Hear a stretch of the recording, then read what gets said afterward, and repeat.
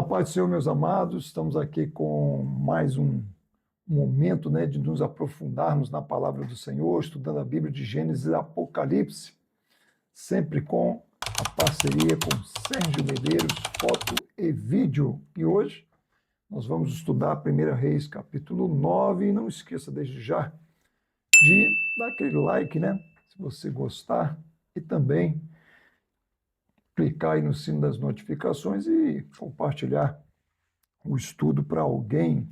Bom, o primeiro versículo vai dizer que sucedeu que, acabando Salomão de edificar a casa do Senhor e também a casa do rei, lembra que ele estava ao mesmo tempo em duas empreitadas, aliás, em três.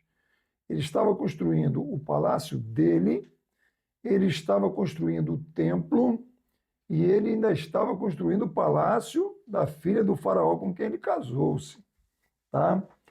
E aí todo o desejo de Salomão lhe veio à vontade a fazer. Deus o abençoou e ele fez.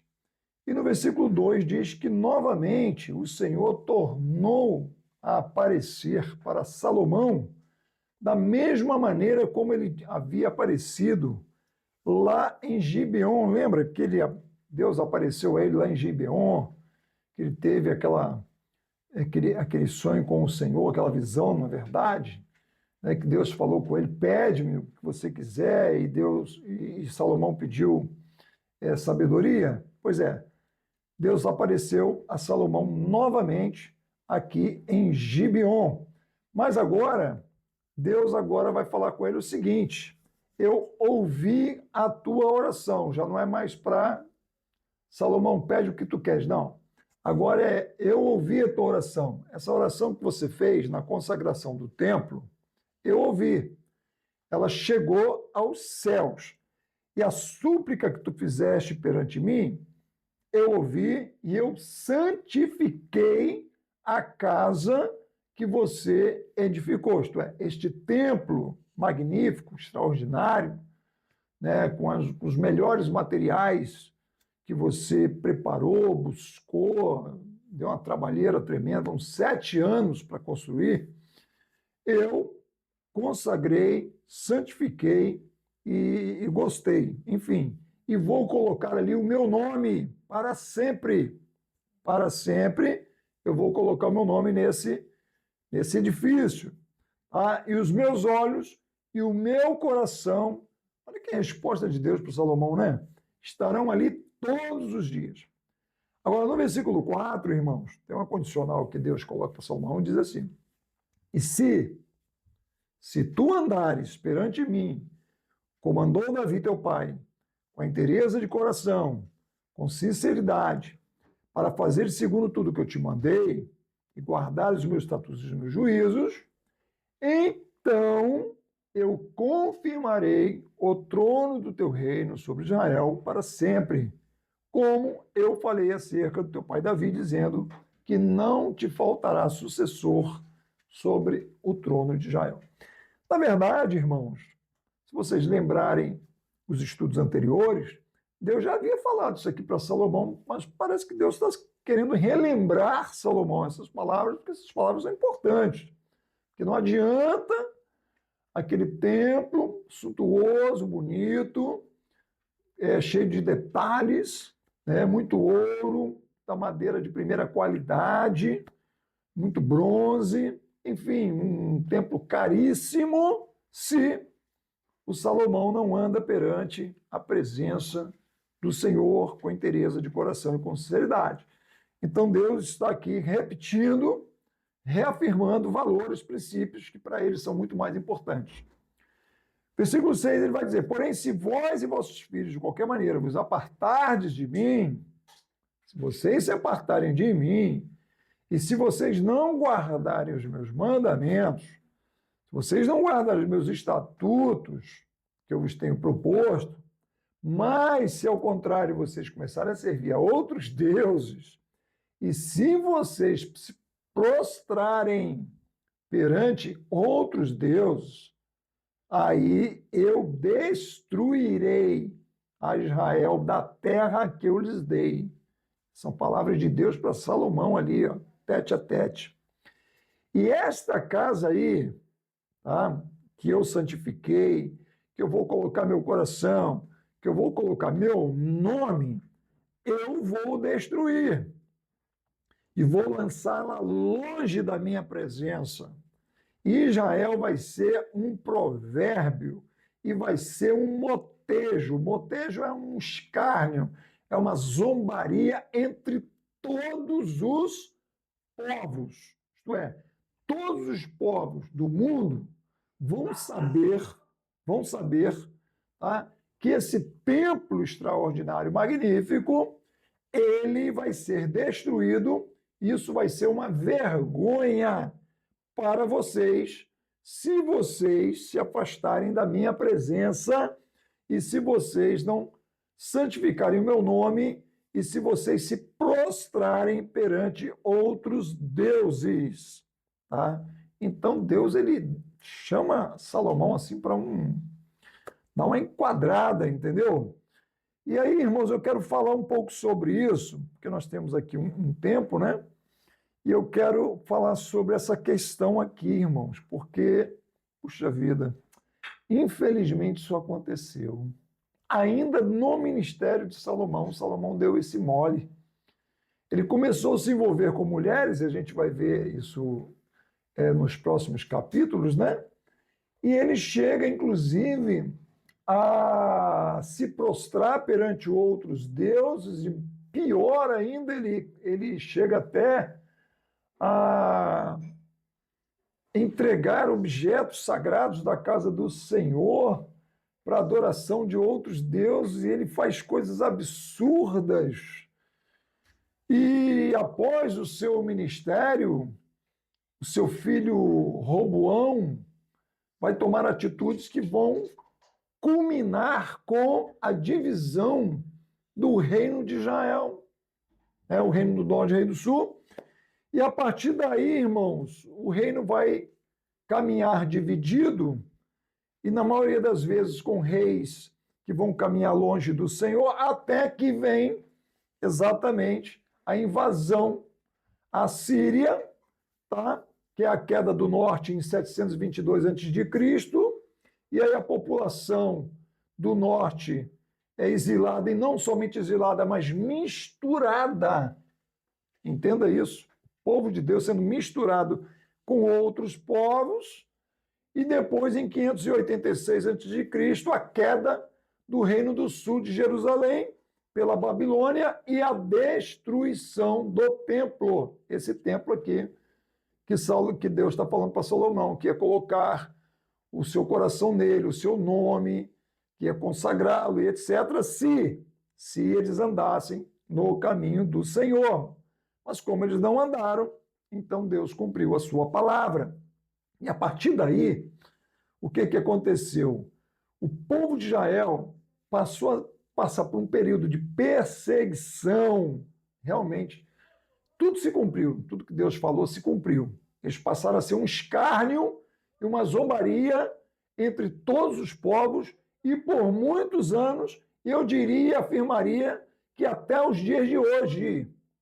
E eu ainda não vi, ainda não soube de um povo, né, que não Israel, que sofresse tanta perseguição por tanto tempo. Nós estamos falando de 722 até os dias de hoje. Ok? Isso se nós considerarmos a perseguição a partir da queda do Reino do Norte. E aí nós vamos ter, por exemplo, em 538, o rei Ciro da Pérsia permitindo o retorno de Israel, a reconstrução do segundo templo, né? Ali com Zorobabel, Esdras, Neemias, etc. Mas logo no ano 70, agora depois de Cristo, vem a destruição desse segundo templo sob o Império Romano, e aí começa uma dispersão definitiva, porque vai vir em 135 depois de Cristo a revolta de Bar Kokhba, e há uma repressão brutal de tal maneira que os judeus são proibidos de permanecer em Jerusalém, olha só. Então, os judeus são expulsos da sua própria terra. É isso que vai acontecer. E aí eles vão ficar dispersos pelas nações, expulsos da sua própria terra. Estou falando daquela terra prometida, foi prometida lá a Abraão, terra da promessa, leite e mel, né? Enfim, tudo isso acabou. Acabou. Eles não vivem mais ali. E aí eles continuam sofrendo nas nações, vem o período medieval. No período medieval surge o Império Bizantino. O que é o Império Bizantino? É o Império Romano do Oriente, tá? Que é a continuação do Império Romano, tá? Mas para o lado do Oriente, quando Constantino ele se converte ao cristianismo. Alguns dizem que sim, outros que não, enfim, não vamos entrar nessa questão agora. E ele leva a capital do Império, sai de Roma e vai para Constantinopla, tudo bem? E esse império vai durar mais ou menos 1000 anos, vai de 393 até 1493, e ali, através do imperador Constantino e do imperador Teodósio, o cristianismo se torna uma religião oficial do Estado, do Império. Tá? Então, o cristianismo. E sob o cristianismo, os judeus continuam sendo perseguidos. Olha só, não melhorou nada, de jeito nenhum. Então, nós vamos ver que no século IV e no século até o século VII, né, 3 séculos aí, várias leis antijudaicas durante esse Império Bizantino. Por exemplo, proibição de cargos públicos, judeus não podiam ter cargos públicos, restrições religiosas, entendeu? Como, por exemplo, casamentos de judeus com não-judeus era proibido, isso já com o cristianismo como religião oficial do Estado, tá? E aí eu relacionei aqui algumas datas, alguns eventos, né? Eu vou falar assim bem rapidamente por conta para a gente remir o tempo. Mas nós tivemos, por exemplo, em 1096, a nossa primeira cruzada, né, a primeira cruzada católica, que foi um massacre em comunidades judaicas. Ah, não, a cruzada foi para expulsar os muçulmanos da terra prometida lá, de Israel. Não, não, não, não, não, não. Foi só isso, não. Eles não só desejavam expulsar os muçulmanos, como também comunidades judaicas, inclusive na Europa Central, principalmente na Alemanha, houve massacres de comunidades judaicas. Em 1144, houve uma acusação de assassinato ritual na Inglaterra, com alegações falsas de que judeus matavam crianças cristãs. Na verdade, eles faziam circuncisão. Mas aí os boatos, né, contra judeus, movimentos antissemitas. E em 1290, houve uma expulsão completa de judeus da Inglaterra, desculpa, pelo rei Eduardo I. Em 1306, expulsão da França, Filipe IV expulsou todos os judeus da França, imagina. Em 1492, já próximo da descoberta descoberta não, mas da chegada dos portugueses no Brasil, né, os reis católicos Isabel e Fernando expulsaram os judeus da Espanha, ou eles se convertiam à força, né, que eram chamados marranos, né, que eram perseguidos pela Inquisição católica, tá? Então os judeus eram obrigados a virarem católicos ou então eram expulsos, tá? E perseguidos pelo tribunal, pela Inquisição. A Inquisição é um tribunal instituído pela Igreja Católica que investigava e julgava sumariamente aqueles que eram considerados por eles, tá, como hereges, feiticeiros, e eram acusados de crimes contra a fé católica e eram punidos severamente.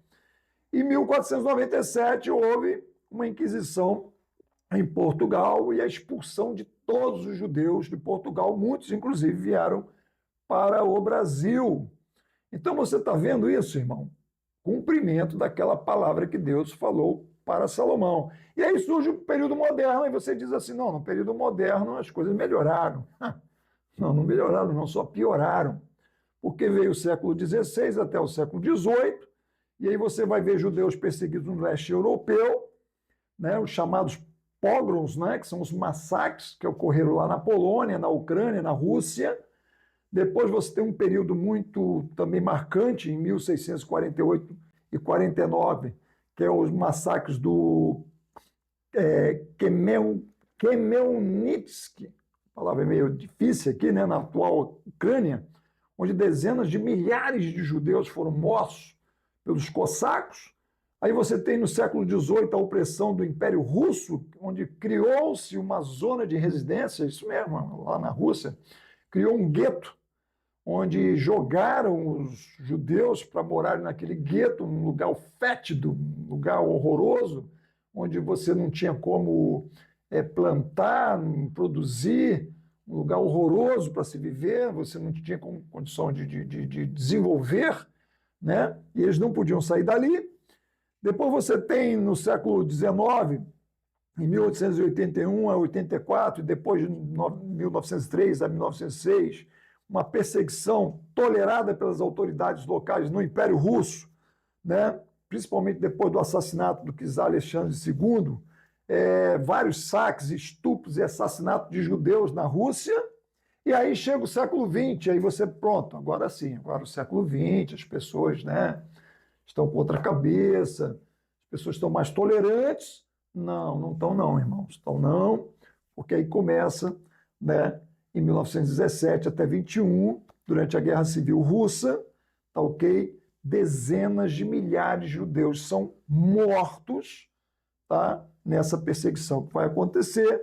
Em 33, a ascensão de Hitler. Hitler chega ao poder na Alemanha e começam as leis antissemitas, boicotes aos negócios judeus, exclusão de cargos públicos, judeus começam a ser excluídos dos cargos públicos, e aí chega, então, a perseguição institucional na Alemanha. Agora a Alemanha, como Estado, estabelece uma perseguição institucional, né, que vai culminar com a lei de Nuremberg, em 1935, que vai tirar a cidadania judaica. Isto é, o judeu não é mais um cidadão reconhecido. Tá ok? E tem, em 1938, Kristallnacht, que é a destruição das sinagogas na Alemanha e a prisão em massa de judeus, que vai culminar no Holocausto, que vai matar mais de 6 milhões de judeus. Eu mesmo tive a oportunidade de estar em Israel e visitar o Museu do Holocausto, estive lá. É uma cena assim horrorosa, triste, mas importante estar ali no Museu do Holocausto.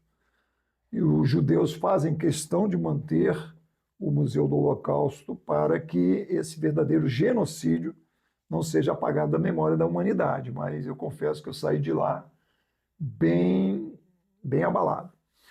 E aí vem após Segunda Guerra Mundial e você agora vai dizer, não, depois de todo esse genocídio contra os judeus, as coisas vão deixar os judeus sem serem perseguidos. Não, não vão deixar, não. Em 46 vai vir essa perseguição de Kielce na Polônia, tá certo? Onde vão matar 40 judeus acusados falsamente de rituais. Vai surgir na década de 50 a 70 um movimento antissemitista na União Soviética, que são perseguições, discriminações com empregos, universidades, pressões religiosas contra judeus, campanhas de repressão cultural, prisões políticas vão acontecer. Na década de 80 e 90 vai surgir o neonazismo, tá, em países europeus, inclusive também aqui nos Estados Unidos, ataques a sinagogas, a cemitérios judeus, tá? E agora mesmo no século XXI, no atual momento, um antissemitismo persistente que a gente tem observado casos crescentes de ataques a judeus e sinagogas em países como França, Alemanha, Estados Unidos e vários outros. Então, por que eu estou trazendo todo esse histórico desde o período da queda do Reino do Norte até o século XXI? Porque Deus falou isso para Salomão, irmãos. Deus falou isso lá para Salomão. Vou trazer novamente o texto aqui. Se vocês não guardarem os meus estatutos, eu destruirei Israel da terra que lhe dei, e esta casa que santifiquei eu vou destruir, tá? E lançarei longe de vocês da minha presença, e Israel será um provérbio e motivo de zombaria entre todos os povos. Deus falou isso para Israel, tá ok?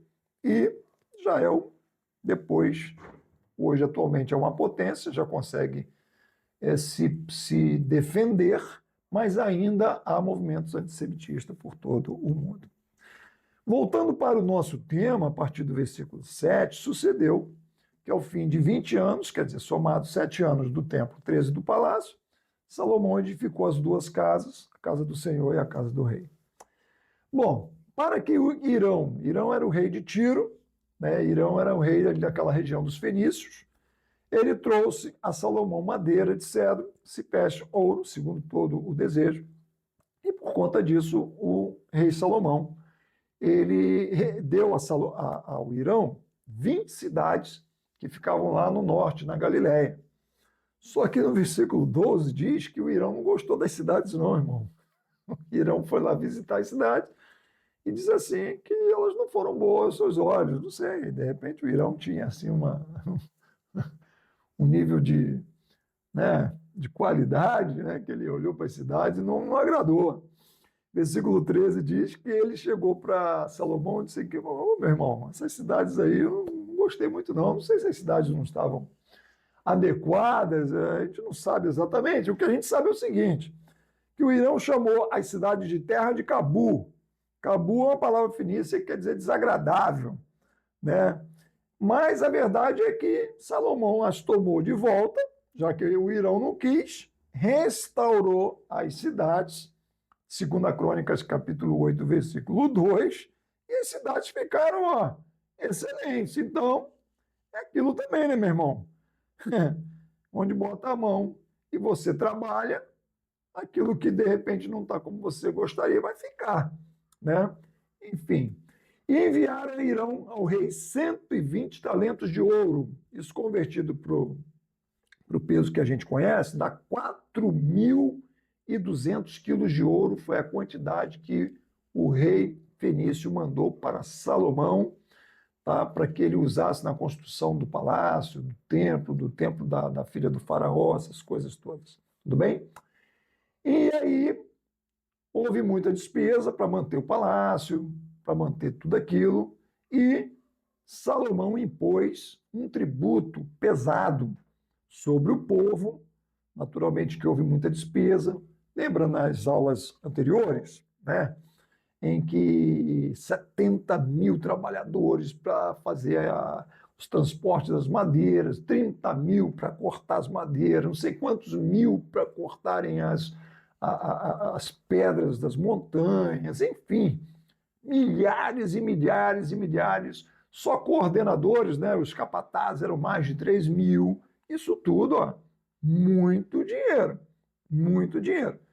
E aí, versículo 15 diz que ele ainda edificou um milo. Milo é uma parte fortificada, tipo uma torre de proteção à sua casa, aos seus palácios. Então, antes de você ter o palácio, né, você constrói uma torre de proteção. Naturalmente, se houver uma guerra, você tem ali uma muralha de proteção, né? E ele também construiu isso, e isso gastou uma certa grana, tudo bem? Enfim, e ele construiu cidades de provisões. Salomão tinha cidades só para acumular e guardar as provisões. Ele tinha cidade para guardar os seus carros de guerra. Ele tinha cidade para os seus cavaleiros. Então, tudo isso custava muito dinheiro. E para arrecadar esse dinheiro, ele tinha que cobrar impostos do povo. Tá? E o que ele fez mais para poder manter essa máquina funcionando? Versículo 20. Todos aqueles povos que ele venceu em guerra no passado, os amorreus, os heteus, perizeus, heveus, jebuseus, que os filhos desses povos que foram destruídos no ano passado, ele pegou essa turma e botou para trabalhar em serviços pesados. Tá? No versículo 22, tem aqui uma observação que ele não usou filhos de Israel para fazer serviço pesado, de jeito nenhum. Ele pegou os filhos de Israel para o seu exército, para serem homens de guerra, ser criados, príncipes, capitães, chefes de carros, cavaleiros. Mas essa galera que era descendente desses povos antigos, esses ele botou para os serviços pesados. tá? E aí, perdão, subiu, porém, a filha de Faraó para a cidade de Davi, né, que edificara, então ela ficou numa proteção legal, que ela foi lá e ele edificou esse Milo exatamente para proteger a casa dela, tá? A cada 3 anos, a cada 3 vezes no ano ele subia e sacrificava holocaustos pacíficos. Salomão, ele inicialmente estava indo muito bem, sacrificava muito ao Senhor, né, no altar, na casa que ele, no templo que ele acabara de fazer, enfim.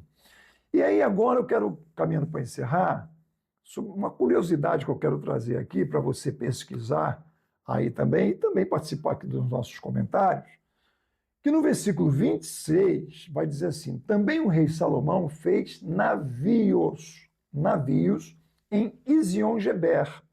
Eu estive lá em Ezion-Geber. Ezion-Geber é uma região que fica ali em Elat. Em Elat. Elat fica ali bem no Golfo de Aqaba. Quando a gente sai do Egito, estive 2 vezes no Egito, então a gente vem descendo ali pelo Golfo, né? Pelo Canal de Suez, Golfo não, perdão. Pelo Canal de Suez, a gente atravessa o Canal de Suez, vem descendo pelo Mar Mediterrâneo, passa ali pelo deserto do Saara, né?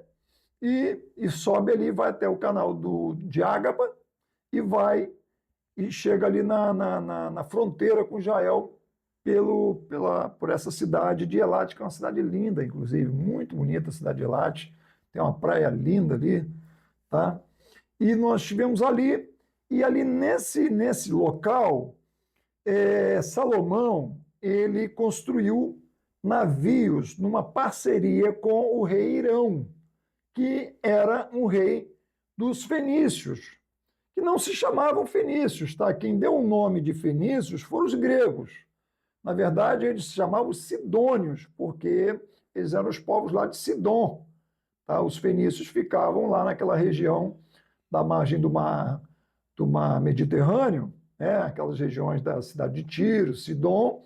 Então, eles chamavam-se sidônios, mas os gregos chamavam eles de fenícios. Então, nós os conhecemos como fenícios por conta dos gregos que assim os chamavam. E eram os melhores, os grandes navegadores da época, eram os fenícios. E Salomão fez uma parceria com eles para a construção de grandes navios, mas grandes navios mesmo, navios que tinham grandes poder de navegação para a época, tá? Versículo 27. E diz o versículo 28 que vieram a Ofir. Bom, é aqui que eu quero deixar um ponto de interrogação, porque tem uma discussão enorme sobre onde é essa região Ofir, ouro de Ofir. Onde é que é Ofir? E aí, irmãos, tem tanta discussão onde fica essa região de Ofir, tantas teorias, né? E tem teorias, por exemplo, que Ofir fica na Arábia, né? Que é uma teoria onde as pessoas parece que mais atentam, né? Que tem uma teoria, por exemplo, que fica na costa da África, do Mar Vermelho, mas tem uma teoria também que Ofir ficasse na costa da América do Sul. Ué, na América do Sul? Na América do Sul. E não é somente isso, não. Há uma teoria que diz que Ofir ficava aqui no Brasil, que os navios, está construído pelos fenícios em parceria com Salomão, conseguiam atravessar o Atlântico e trazer ouro, porque eles levavam 3 anos. Isso realmente está registrado na Bíblia, tá? Eles saíam 3 anos e retornavam com muito ouro, com toneladas de ouro. Tá? Versículo 28, 14 toneladas e 700 quilos de ouro, quando eles retornavam. Tá?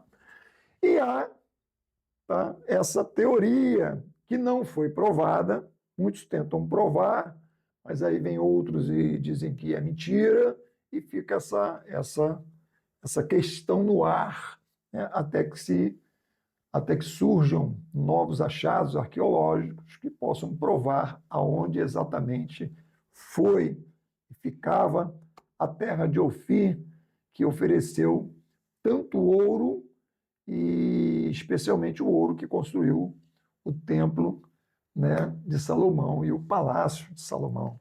Mas eu queria que você soubesse que, por conta de inscrições lá em Pouso Alto, na Paraíba, que alguns dizem, né, serem gravadas em letras fenícias, que alguns dizem que sim, outros dizem que não. Enfim, tem essa questão aí, que alguns acreditam que esse ouro tenha saído do Brasil. Poxa, seria uma benção se fosse, né? Já pensou? Seria uma coisa maravilhosa. Meus amados, eu quero encerrar esse estudo trazendo para você uma reflexão que Salomão começou muito bem, mas não foi falta de aviso de Deus, né? De que tudo seria aceito, tudo que ele fez em detalhes, um investimento altíssimo, tudo feito com ouro. Salomão realmente não poupou nada para fazer o templo ao Senhor, mas que Deus não aceitaria nada daquilo, ao contrário, até destruiria tudo, se ele não guardasse os seus mandamentos, se o povo não guardasse os seus estatutos, se ele não guardasse sua palavra. Então, amados, de fato, é melhor obedecer do que sacrificar. Amém? Guarde isso no seu coração. Isso não quer dizer que você não tenha que parar de fazer. Não, não é isso que eu estou dizendo. A fé sem obras, ela é morta. Continue fazendo, tá? Mas guarde no seu coração o princípio de que você deve fazer, ok? Mas guardando a palavra de Deus, para que tudo que você faça tenha significado e se transforme em culto agradável, em sacrifício vivo e agradável ao Senhor. Tá bom, querido? Até a próxima quinta-feira. Deus te abençoe, um beijo no coração e até lá.